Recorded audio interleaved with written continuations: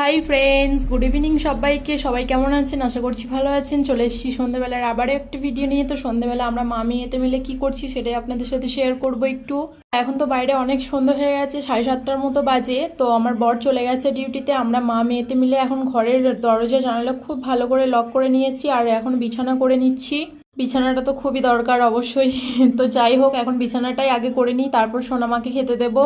তো ছোট তো খাওয়া দাওয়া করে পড়া করে বিছানা করতে গেলে ওর ভালো লাগে না, ঘুম পাই, তার জন্য বিছানাটাই আগে করে নিই, তারপরে ওকে খাওয়ানো পড়ানো এগুলো করি। তো এখন আমি বালিশের কভারগুলো ধুয়ে রেখেছিলাম, সেগুলো এখন লাগিয়ে নেব।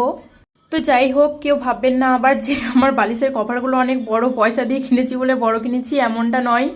মানে এখানে যে বালিশগুলো আমরা কিনেছিলাম অনেক উঁচু হয় আর মাথায় দেওয়ার পর মানে পুরো পাতলা হয়ে যায়, তার জন্য আমরা ওই বালিশ দুটোকে ভেঙে আরও কিছু তুলো অ্যাড করে এই দুটো বালিশকে তৈরি করেছি, তাই এদের জামাগুলো অনেকটা বড় হয়ে গেছে।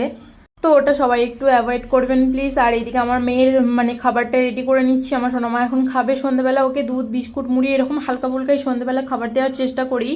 তো আজকে খাবে ও দুধ দিয়ে বিস্কুট দিয়ে মুড়ি, আর সন্ধেবেলা দুধও দিই শুধু এক এক দিন।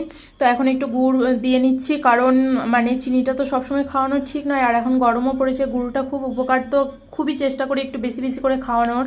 তো যাই হোক, আমার সোনামায়ের খাবার রেডি। আর আমার ভিডিওটা কে কোথা থেকে দেখছেন, ভালো লাগে কি? যদি ভালো লেগে থাকে অবশ্যই আমার পেজটা একটু ফলো করে দেবেন, একটা লাইক কমেন্ট শেয়ার করে দেবেন।